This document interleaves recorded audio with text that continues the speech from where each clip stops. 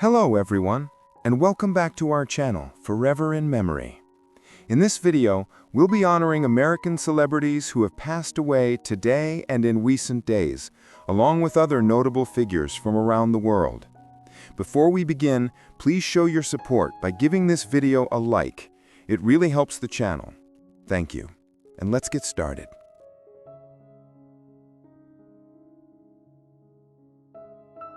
Claire Celsey, who passed away at the age of 59, was an American politician and devoted public servant whose life reflected integrity, empathy, and a tireless commitment to her community. A member of the Iowa Senate since 2019, she became known for her sharp intellect, straightforward honesty, and passionate defense of education, environmental responsibility, and social equality. Born in Des Moines, Iowa, in 1966, she began her professional path in communications, mastering the art of listening and understanding people, skills that later became the foundation of her political work. Throughout her career, Claire believed deeply in the idea that public service was not about power, but about giving voice to those unheard. She championed local education, fought for access to quality health care, and stood firmly for transparency in government decisions. Her colleagues admired her for her courage to speak truthfully, even when it was difficult, and for her unwavering optimism in the face of political pressure.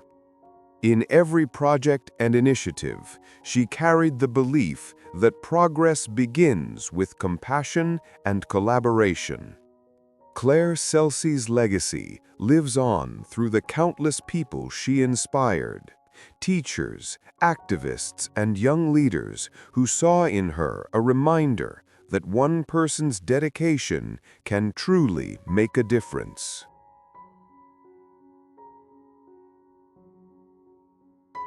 Dana Drabova, who passed away at the age of 64, was a Czech physicist, nuclear safety expert, and a respected public figure whose calm intellect and sense of duty shaped the modern understanding of nuclear energy in Central Europe. Born in 1961 in Prague, she devoted her life to science and public safety, becoming one of the most trusted voices in her field.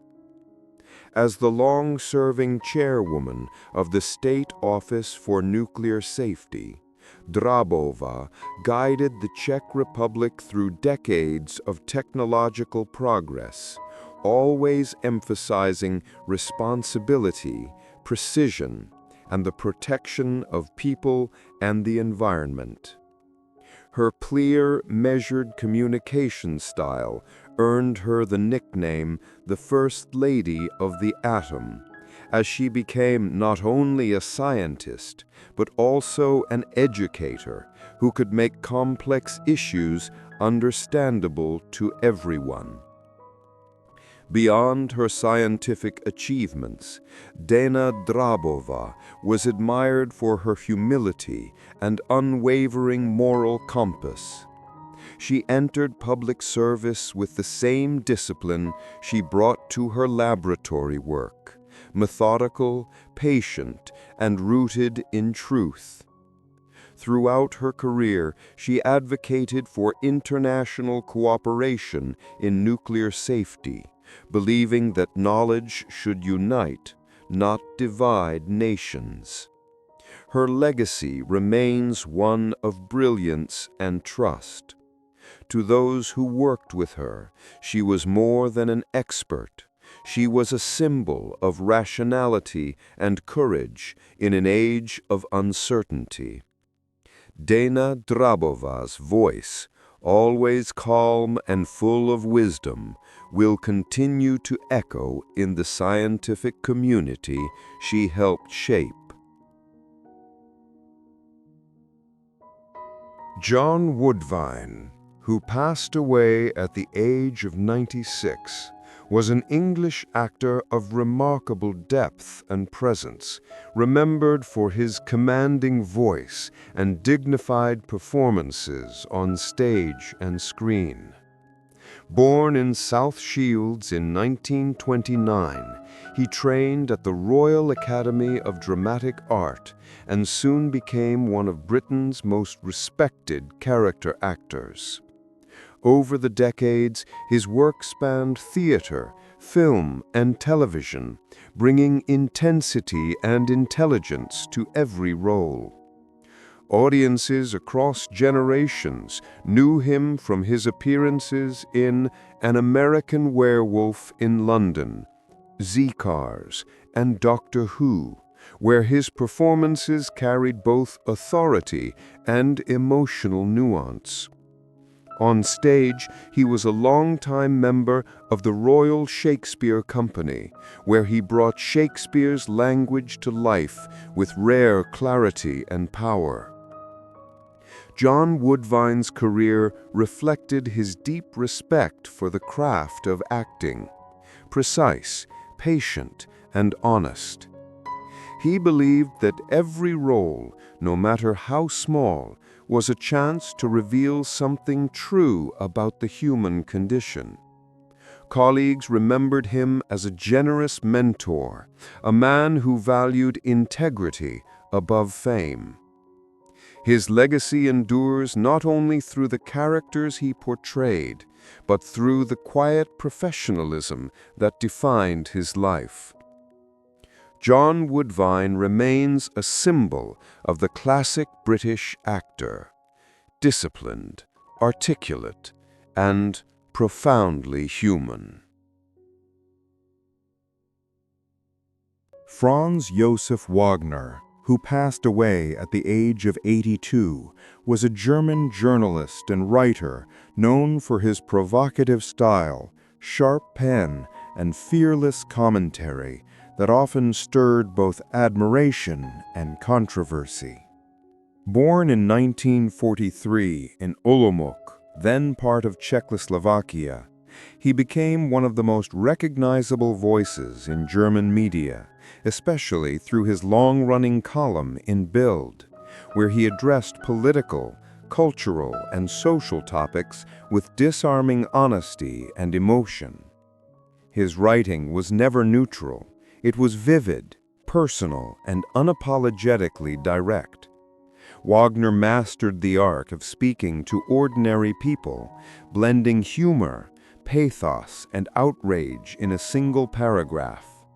Whether he praised or criticized, his words always carried the warmth and contradictions of someone who loved life deeply and observed it without illusions.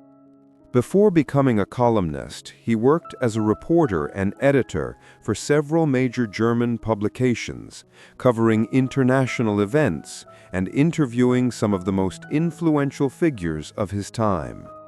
Yet despite his professional success, he often described journalism as a form of confession, a way to express the restless thoughts of a man who felt everything too intensely.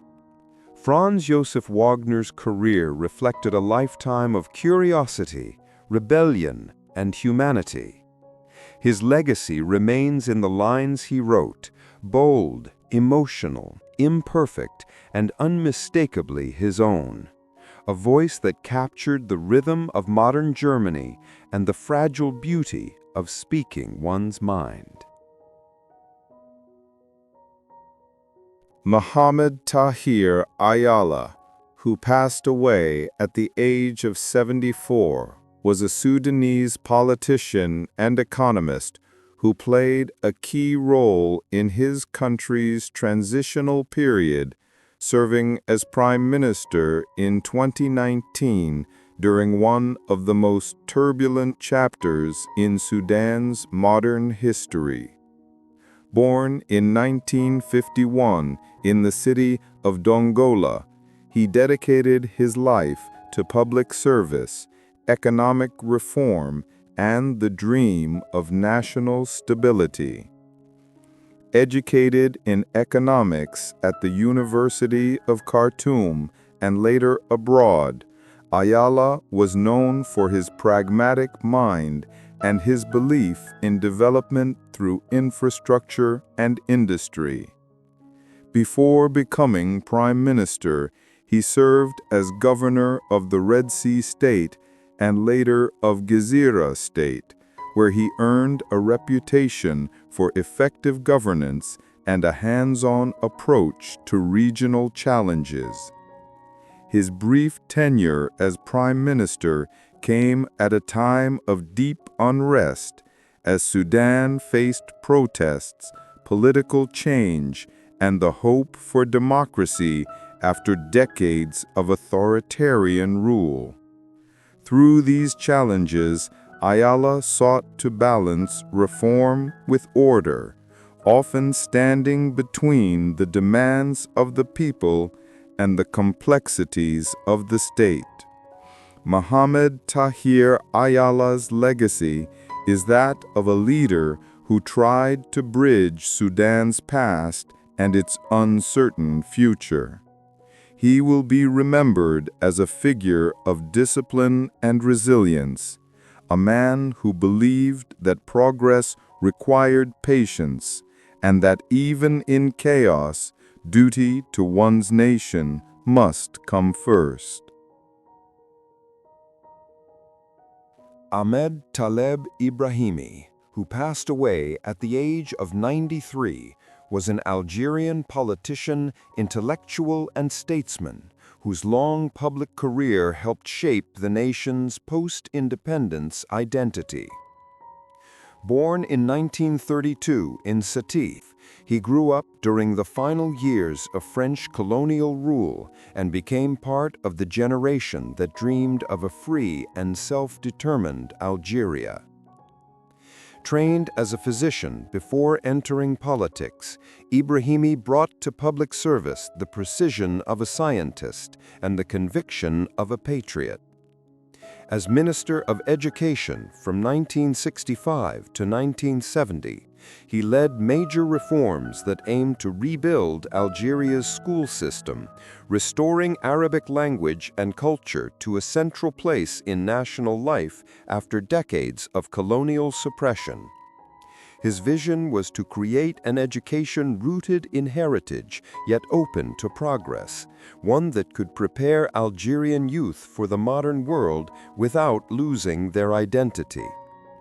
Later, as Minister of Foreign Affairs from 1982 to 1988, Ibrahimi became one of the country's most respected diplomatic figures. He represented Algeria with dignity and independence, promoting dialogue and peace across Africa and the Arab world. His speeches were known for their balance of intellect and moral conviction, reflecting a belief that diplomacy should serve not power, but justice and understanding among nations. Even after leaving government, Ahmed Taleb Ibrahimi remained a moral voice in Algerian public life. Through his writings and lectures, he continued to advocate for cultural renewal, unity, and moderation in times of division. His legacy endures in the generation of students, thinkers, and diplomats he inspired, a testament to a life devoted to learning, integrity, and the enduring idea of an Algeria guided by wisdom and dignity. Ronnie Coleman was born on May 13, 1964, in Monroe, Louisiana, a small town surrounded by endless fields, humid air, and the quiet rhythm of Southern life. From his earliest years, there was a sense of calm determination in him, a stillness that would later turn into the storm of power the world came to admire. He grew up in a modest family, where values of hard work and faith were not just spoken but lived every single day.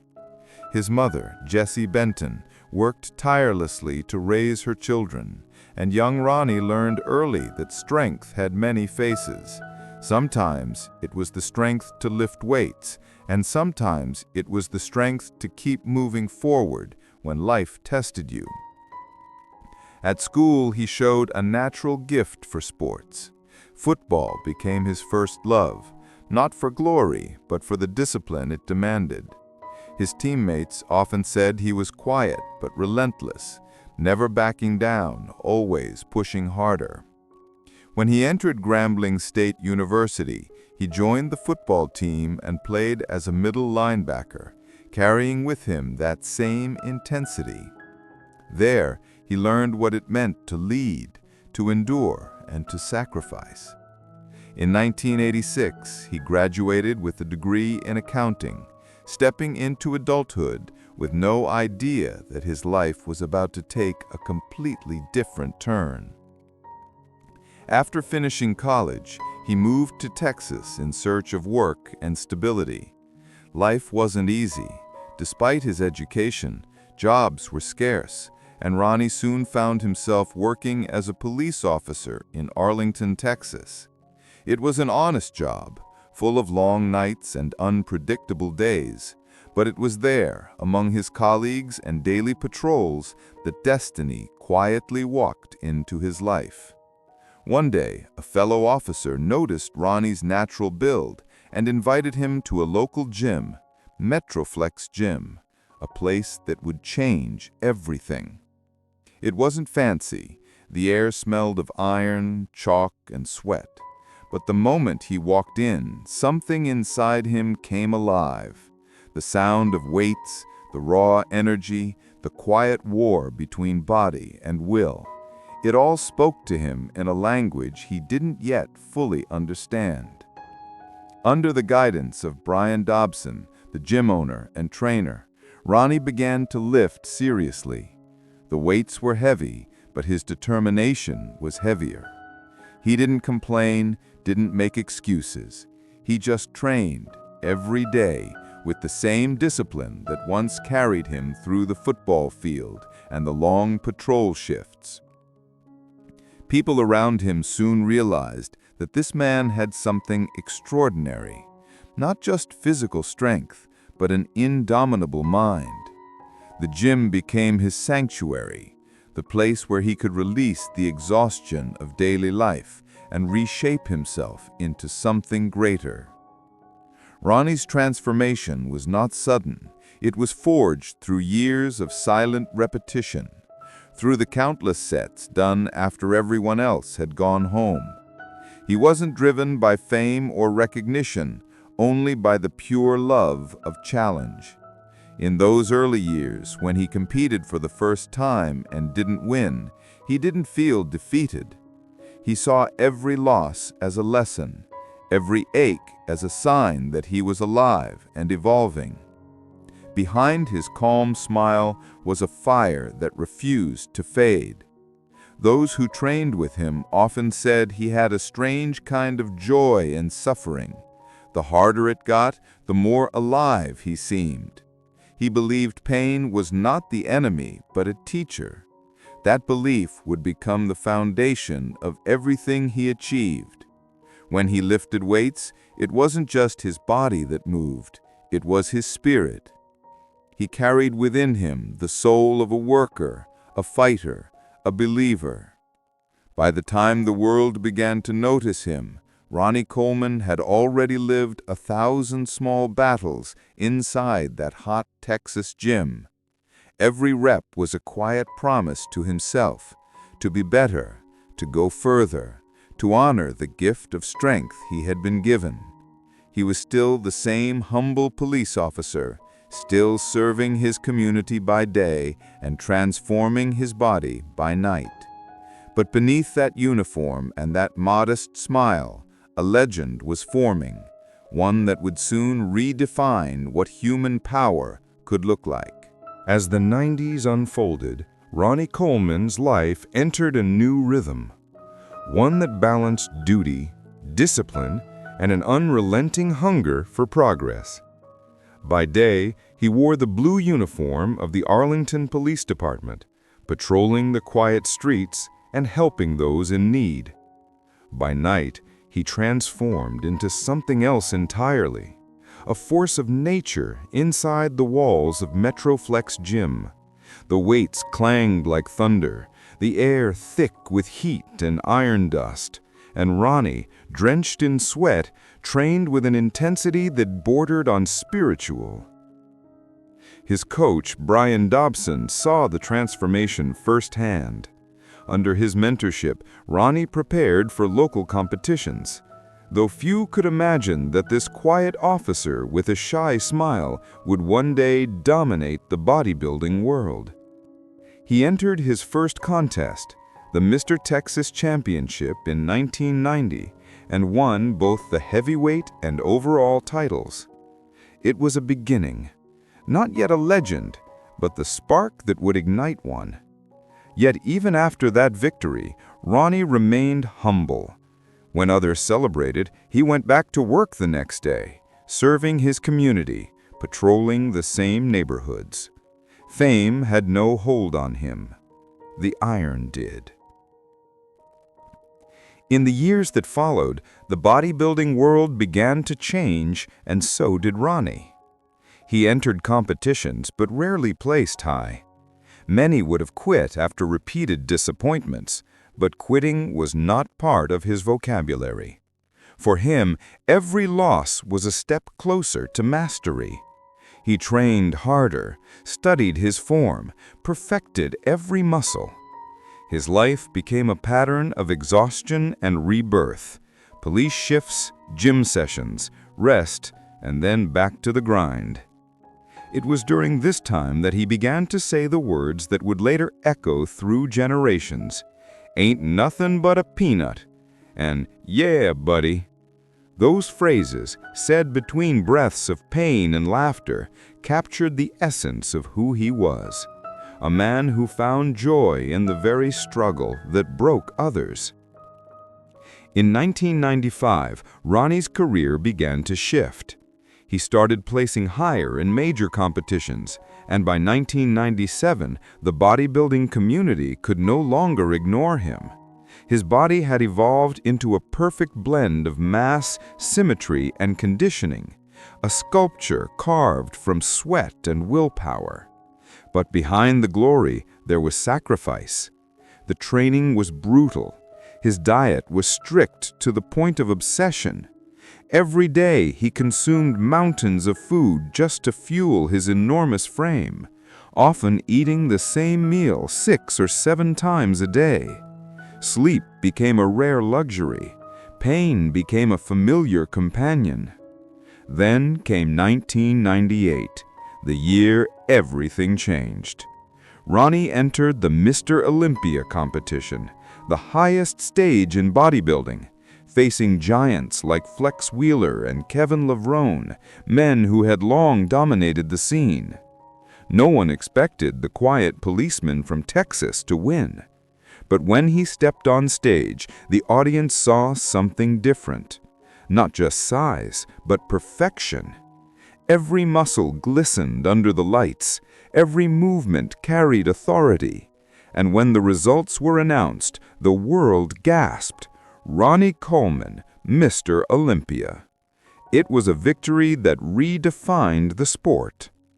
That moment didn't just crown him champion, it marked the birth of an era. Between 1998 and 2005, Ronnie Coleman would go on to win 8 consecutive Mr. Olympia titles, tying the record set by Lee Haney.